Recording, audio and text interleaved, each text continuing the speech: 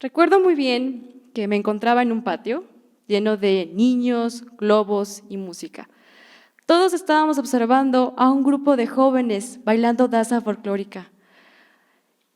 Todos, de repente, cuando la música acabó, todos los bailarines se empezaron a acercar a alguien que se encontraba dentro del público. Fue en ese momento cuando empecé a escuchar llanto. Me percaté de que uno a uno comenzaban a abrazar a un pequeño que se encontraba en silla de ruedas. Su nombre era Cristian. Al igual que ellos, Cristian había pertenecido a este grupo de danza. Sin embargo, a muy corta edad, Cristian desarrolló leucemia. Debido a la condición tan grave que tenía, sus compañeros decidieron venir desde muy lejos para dedicarle un último baile y finalmente para despedirse de él.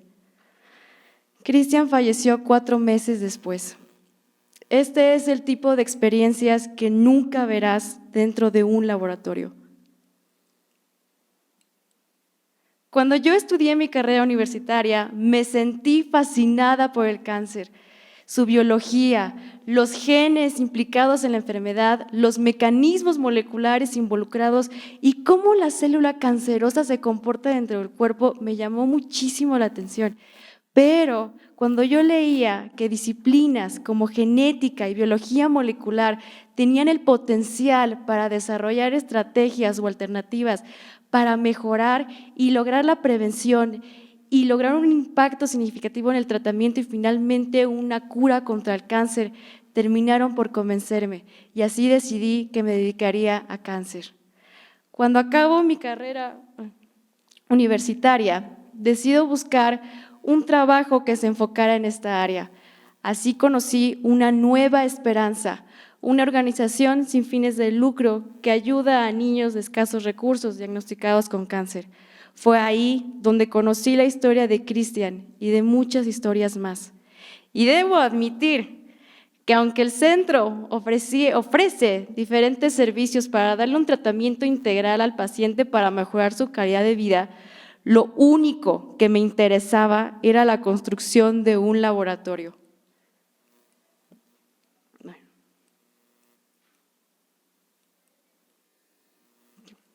El laboratorio, cuando estuvo listo, el laboratorio de biología molecular y células tumorales, me sentía yo tan contenta y emocionada de formar parte de este proyecto. Pensaba que todo lo que había adquirido en toda la carrera me servirían para marcar la diferencia y mejorar la calidad de la vida, o la calidad de, en este caso, la vida de los niños con cáncer. Sin embargo, cuando yo salía del laboratorio y me exponía al albergue, pude observar un contexto completamente diferente.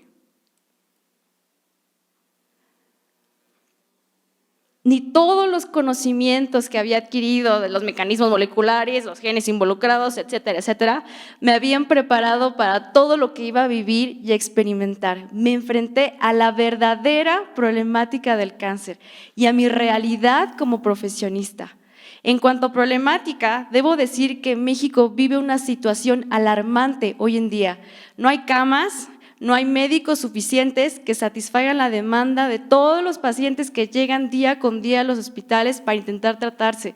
Suelen esperar 4, 5 meses para poder recibir tratamiento. Muchas familias no tienen la capacidad económica para solventar un proceso tan largo y costoso como es el de una quimioterapia. A lo largo de una quimioterapia, el paciente tiene que recibir múltiples fármacos con diferentes mecanismos de acción para ir matando poco a poco las células cancerosas. En México no tenemos siempre los medicamentos, todos los fármacos que se necesitan, nunca están, bueno, la mayoría no están siempre disponibles.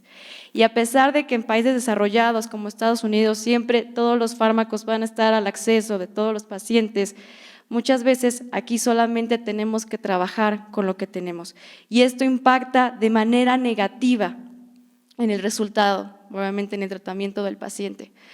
Otro punto muy importante a considerar es la ignorancia. Muchos padres de familia no saben ni lo que es cáncer, ni saben cómo va a afectar eso a sus hijos. Entonces, cuando van al hospital y les realizan las primeras fases del tratamiento, los ven mejor y dicen, ya se curaron. Entonces ya no regresan a completar el tratamiento. ¿Y qué es lo que ocurre? Las células cancerosas que no se destruyeron en las primeras dosis de quimio se vuelven resistentes. Ya cuando el paciente recae y tiene que regresar al hospital, el oncólogo ya no puede hacer mucho. El tratamiento que les tenían que hacer ya no les surte efecto. Las células cancerosas ya están muy resistentes y obviamente esto nunca acaba bien. En cuanto a mi realidad como profesionista, debo decir que me sentí ignorante por lo poco que podía aportar con los conocimientos que tenía en ese momento para poder mejorar esta problemática. Me di cuenta de que no tenía noción de todas las dificultades que enfrentan las demás disciplinas afines a mi área. Para que podamos tener un contexto más claro de todas las dificultades que enfrentan las demás disciplinas, les quiero comentar el siguiente panorama que he observado. Si un paciente recibe quimioterapia, los fármacos son tan tóxicos y tan perjudiciales para el paciente que suelen tener muchos efectos adversos. Tal es el caso que sufren alteraciones del gusto, no pueden comer, se les dificulta mucho ingerir los alimentos. Esto entorpece el trabajo del nutriólogo. El nutriólogo tiene la función de proporcionar una dieta adecuada y especializada para el paciente con cáncer, porque se ha demostrado que el aporte de vitaminas y minerales ayudan a aumentar la respuesta en tratamiento y disminuir el riesgo de padecer infección. Pero si ya de por sí tenemos la situación de que el paciente no te quiere comer o se le dificulta comer, ahora imagínense, el problema se agrava cuando las familias no tienen ni siquiera el dinero para poder comprar sus alimentos.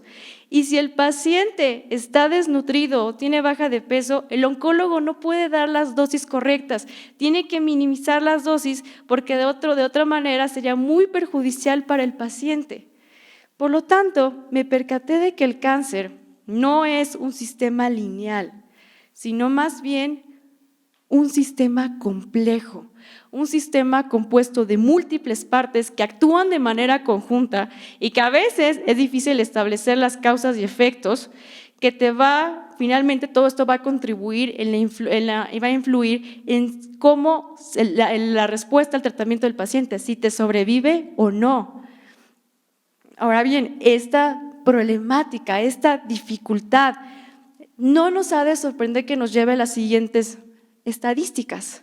En México, anualmente, alrededor de 5,000 a 6,000 menores de 18 años van a ser diagnosticados con algún tipo de cáncer. En países desarrollados, la expectativa de vida o el porcentaje de supervivencia del paciente ha llegado incluso a un 95%.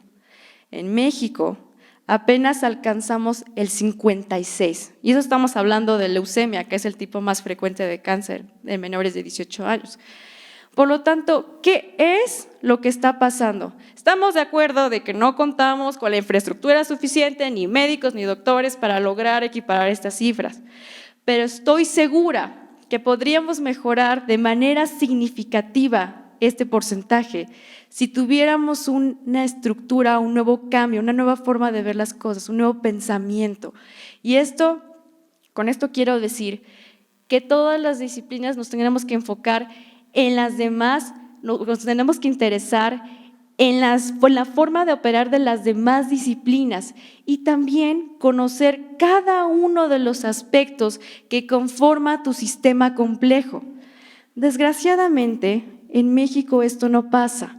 Aunque tengamos nosotros hospitales, donde tenemos muchísimas especialidades, donde tenemos, por ejemplo, la unidad de quimioterapia, la sección de oncología, psicología, nutrición, etcétera, todos se atienden de manera individual al paciente. No hay un enfoque multidisciplinario y las disciplinas no están interesadas en conocer los retos o las necesidades de las demás disciplinas.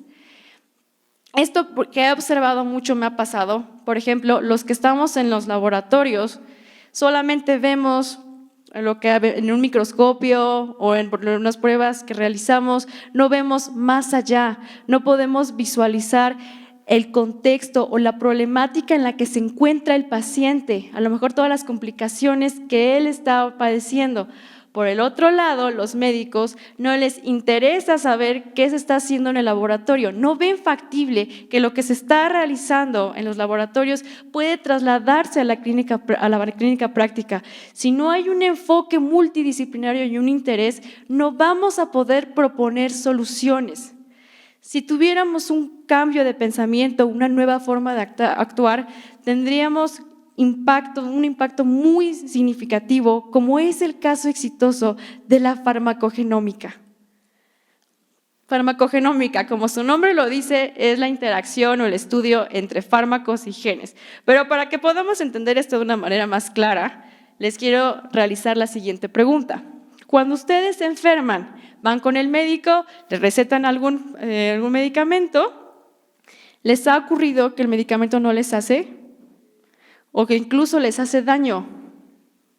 Y conocen a otra persona que no tiene ninguna complicación y les hace de maravilla. ¿Por qué a esta persona le hace y a mí no? Resulta que como todos los seres vivos, los seres humanos estamos conformados de ADN, que es la molécula de la vida.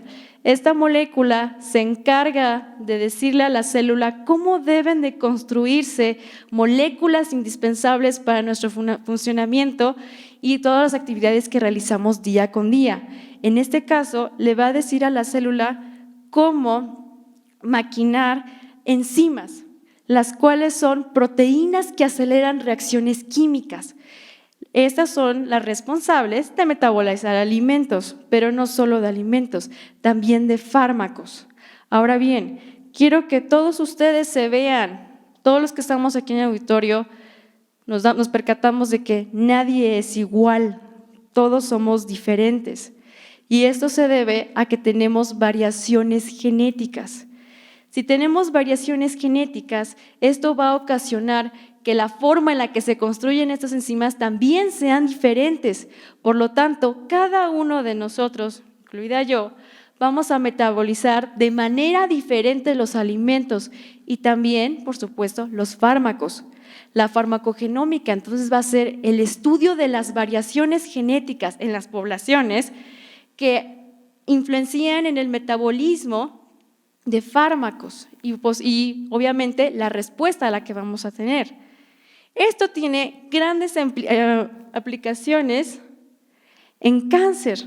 Ya habíamos mencionado que los pacientes reciben múltiples fármacos con diferentes mecanismos de acción. Uno de estos tantos fármacos es la 6-mercaptopurina.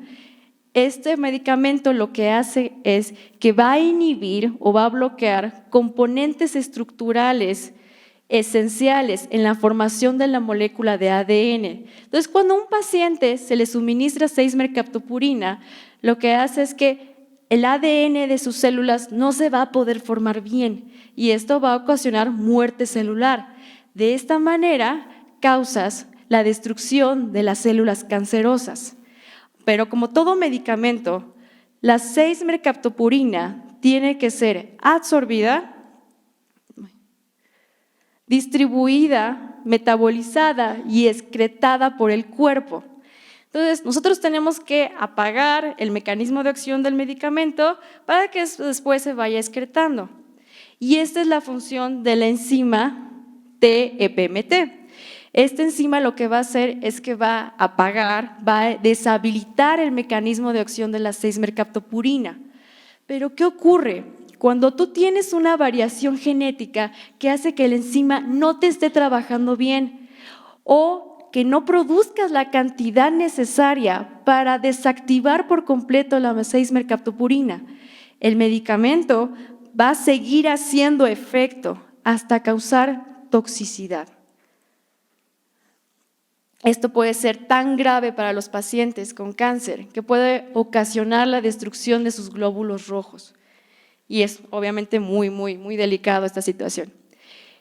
Pero gracias a la interacción y al interés de formar un enfoque multidisciplinario, los que estábamos en los laboratorios, teniendo en cuenta el contexto, las complicaciones que tienen los pacientes y el interés de ayudar en esta parte Y por otro lado, los investigadores interesados por trasladar lo que se hace en el laboratorio y enfocarlo en la clínica práctica, hoy en día contamos con pruebas genéticas que te pueden decir cómo la enzima se va a desempeñar en el funcionamiento de inactivación de la 6-mercaptopurina.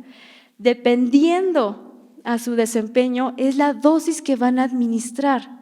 Por lo tanto, se le da al paciente lo que él necesita, lo que él requiere. De esta manera, aumentas el efecto esperado y disminuyes el efecto adverso. De esta manera, aumentas de manera significativa la calidad de vida del paciente.